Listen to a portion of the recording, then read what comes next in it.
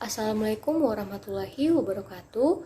Perkenalkan, nama saya Safira Indah Martia Dewi, nomor stambuk F 2019-01115. Saya berasal dari kelas C3 jurusan S1 Farmasi, Fakultas Sains dan Teknologi, Universitas Mandala Waluya Kendari. Pada kesempatan kali ini saya akan membahas mengenai hubungan struktur aktivitas antibiotik. Sebelum saya masuk ke pembahasan, saya sebelumnya akan menjelaskan mengenai definisi dari antibiotik dan akan menyebutkan golongan-golongan dari antibiotik. Yang pertama saya akan jelaskan yaitu definisi dari antibiotik. Baik, yang pertama definisi dari antibiotik. Istilah antibiotika berasal dari kata antibiotik yang berarti melawan hidup. Istilah ini digagas oleh Ed Fleming yang mendefinisikan antibiotik sebagai konsep biologis kelangsungan hidup di mana suatu mikroorganisme menghancurkan organisme lainnya demi bertahan hidup. Pada tahun 1942, Waxman mendefinisikan antibiotika sebagai bahan kimia yang dihasilkan oleh mikroorganisme yang memiliki kemampuan menghambat pertumbuhan atau mematikan mikroorganisme. Definisi inilah yang digunakan hingga saat ini. Baik, selanjutnya yaitu penggolongan dari antibiotika.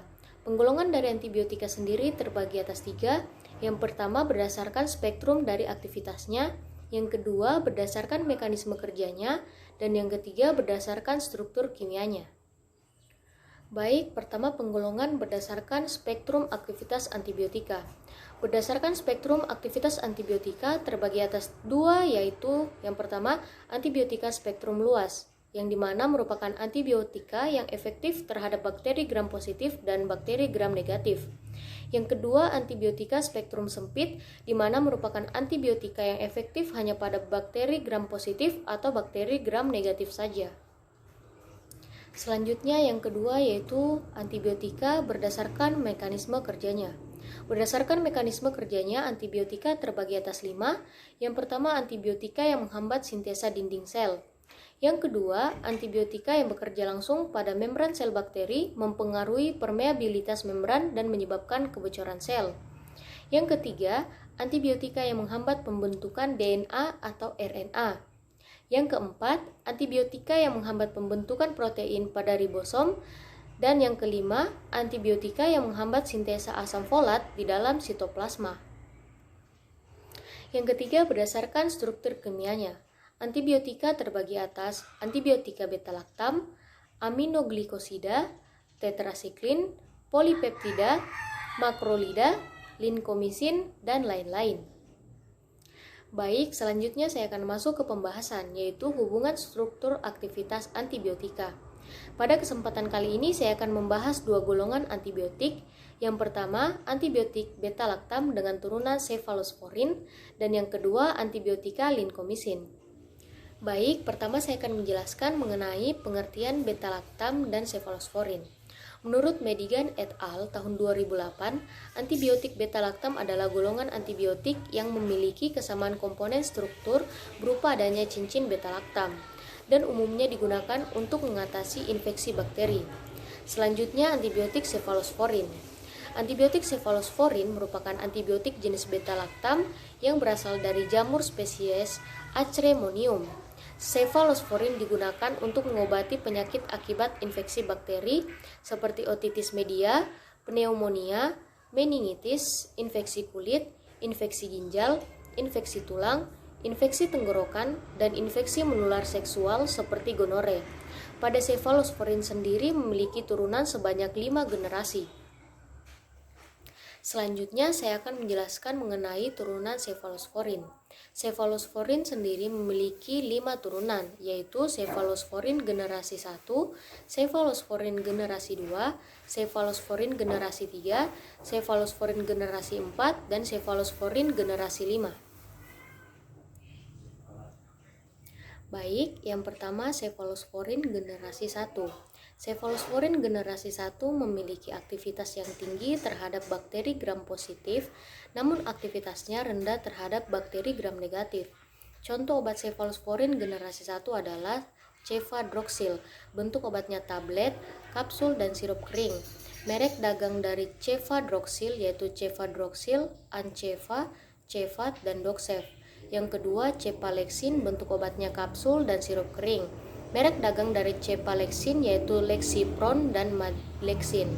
Yang ketiga, Cefazolin, bentuk obatnya suntik, merek dagangnya Cefazol dan Cefazolin sodium. Selanjutnya, Cephalosporin generasi 2. Lebih efektif terhadap bakteri gram negatif dan tidak terlalu aktif terhadap bakteri gram positif. Contoh obat dari Cephalosporin generasi 2 yaitu Cefuroxim, bentuk obatnya suntik, merek dagang Anbasim, Selosit, dan Oxtersit. Yang kedua, Cefprozil, bentuk obatnya tablet dan sirup kering, merek dagangnya Lizor. Yang ketiga, Cefaclor, bentuk obatnya tablet, kapsul, dan sirup kering, merek dagangnya Cepabiotik, Chlorasef, Forifex, Mediconsev.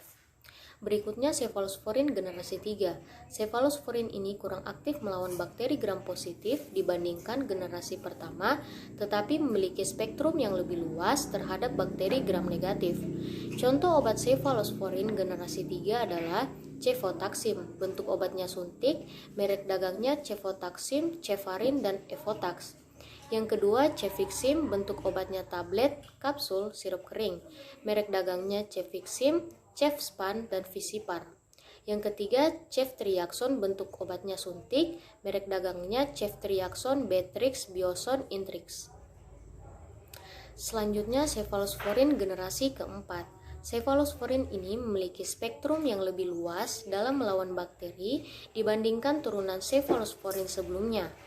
Contoh obat dari Cephalosporin generasi 4 adalah Cefepim, bentuk obatnya suntik, merek dagangnya Cefepim, Biosepim, dan Cefemet. Yang kedua, Cefpirom, bentuk obatnya suntik, merek dagangnya Cefpirom, Bactirom, dan Bioprom.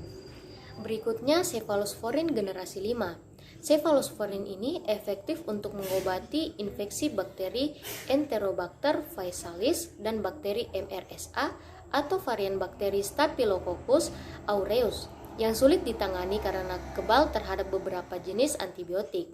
Contoh obat dari Cephalosporin generasi 5 adalah Ceftarolin Fosamil, bentuk obatnya disuntik dan merek dagangnya Sinforo. Baik, berikutnya saya akan menjelaskan hubungan struktur aktivitas Cephalosporin. Hubungan struktur aktivitas Cephalosporin. Turunan Cephalosporin memiliki struktur inti yang sama, kecuali pada rantai samping pada posisi C7 dan C3. Modifikasi substituen pada C3 dilakukan untuk mendapatkan sifat fisika, kimia yang lebih baik, dan modifikasi substituen pada posisi C7 untuk mengubah spektrum aktivitasnya. Selanjutnya, pada gugus pendorong elektron pada posisi C3 dapat meningkatkan aktivitas antibakteri. Aktivitas biologi sangat bergantung pada rantai samping yang terikat pada posisi C7. Substitusi gugus metoksi pada posisi C7 seperti pada cefamesin dapat meningkatkan ketahanan terhadap beta-laktamase.